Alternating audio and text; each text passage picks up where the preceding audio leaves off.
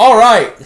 Welcome back to 10 Grams. We're doing such a better job now. Yeah. All right. I think some people enjoyed our commitment to... I know I did. Yeah. Because I didn't have to put any fucking... Oh, God, liquor. Oh, no, I'm so spooked. It's gonna be spooky.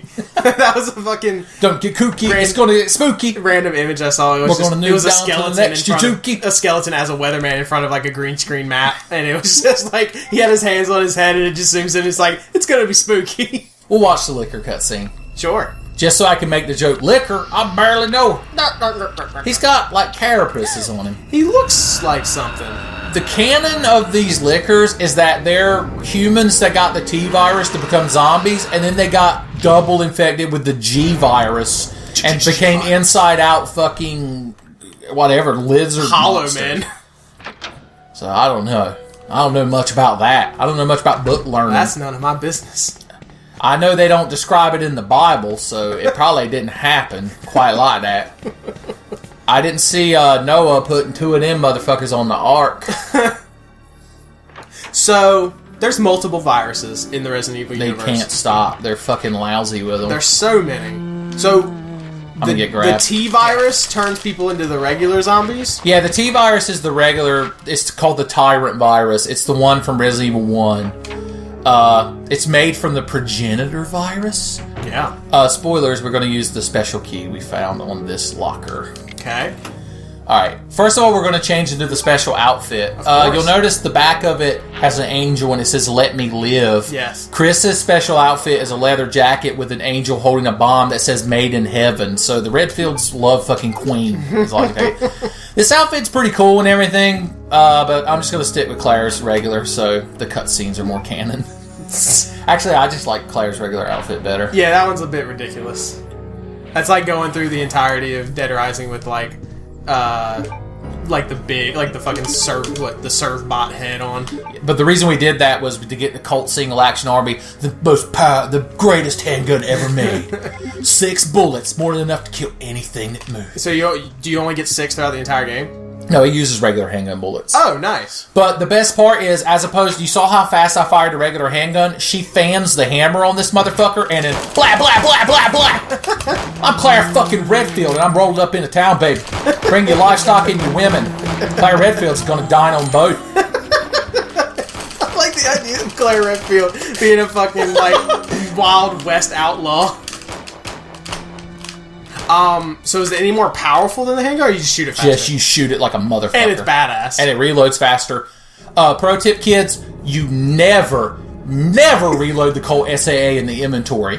Ever. You shoot 6 bullets, and then you watch Claire throw 6 bullets at that motherfucker. She's got a fucking moon clip. We'll come back for that red jewel later. Where you red jewel at? Where's your red jewel at? Only Tenfey true believers get that. So Mike Hosier. And probably Wes. And me, but I'm here, so I don't count. You're not a Tenfey true believer. That is weird. Like, your channel's been around long enough that you have started gaining subscribers more recently than in the beginning. Yeah. And so, like, you have people who, like, they have no idea what OMG Hunk is or any of that shit. Yeah. There's a guy that comments on my videos a lot. I'm going to name drop him, Seth O. Yeah. Or Seth O. Seth O's? I think there's an S at the end. Yeah. And I think of it he was as like, cereal. I'm the biggest Tenfey fan. And I was like, how many OMG videos you watch? Spoilers, there's a grenade launcher in here. You think somebody would have come in here and got that at some point. Yeah. There's Chris's leather jacket I was talking about. Can you make out the stretch textures that say "Made in Heaven"? It's so clear. This is Jill's desk. Her beret's on it. That's Chris's. This is Barry's desk. It has replica guns on it. And then this is Albert Wesker's desk. So between the Made in Heaven angel and the other angel from her jacket... Let Me Live? Yeah. Which one, if you had to get one as a back tattoo, like scale Made in size, Heaven. Made is in much Heaven with baller. the bomb. All right. Pro time. Name your S.T.A.R.S members. Let's see if I can do it. All right. Start on the left and go back row, then front row. I'm going to start in the bottom middle, because the bottom middle in the green vest, okay, crouching, is Chris Redfield, and I'm going to go counterclockwise. Okay. Chris Redfield, Jill Valentine, I don't know everyone's last names, Joseph, a.k.a. I can't shoot fucking 3 dogs with a shotgun. Oh, okay, I know him. Brad Vickers, who we met earlier. Yeah, he's dead. much more headed in that picture. Barry fucking Burton, Albert fucking Wesker, Richard Aiken, Kenneth, Forrest, and then the last 2, one of them is Kevin Dooley, and the other one, He's so unimportant to Resident Evil. Edward? No. Kent. What is his name? That's the one I don't know. Well, there's one more. No, I named everybody, but because there was Forrest. Oh, the guy to the left of Chris is Enrico, Bravo Team's captain. So the one you can't remember for sure is the red vest on the very left. Well, I don't know. Between him and that other guy, one of them is Kevin Dooley, who's Bravo Team's helicopter pilot. The other one, I honestly can't remember. I don't even know if he might be in Resident Evil 0. I don't know.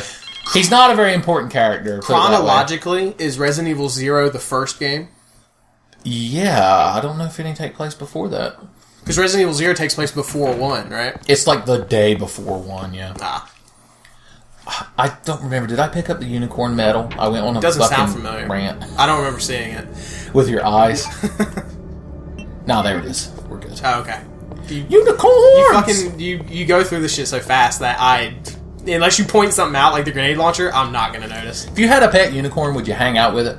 I don't know. Because horses by themselves they don't scare me, but like... I'm definitely intimidated by a horse. They're very big. Well, unicorns are like more petite and magical. Are they? Why is my phone ringing? No one has ever called me in my fucking life.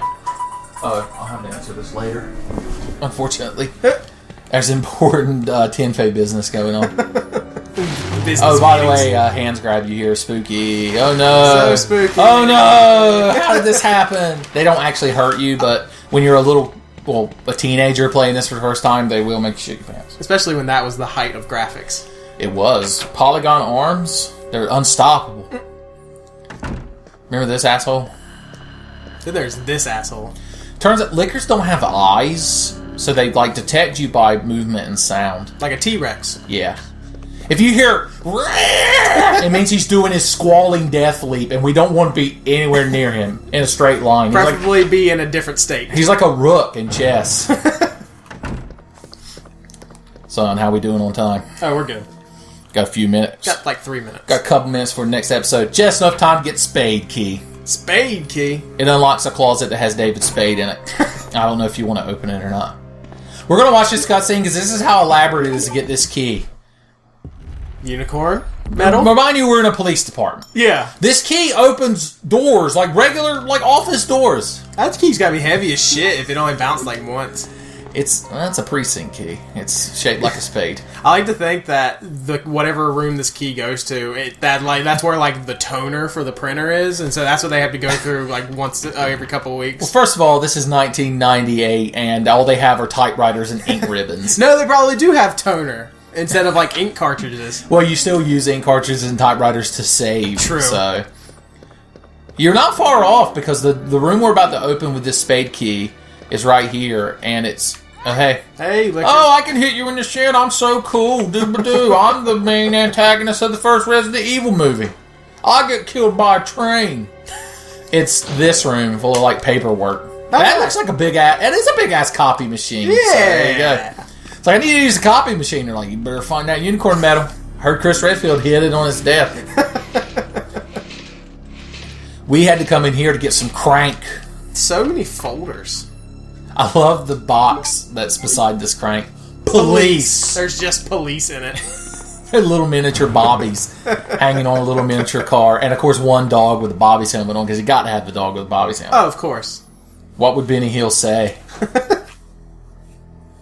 I love these doors. I think I've said it before, but I think that's the best way to handle load times in any game is the door opening animation. Or the walking up and walking down the fucking stairs animation.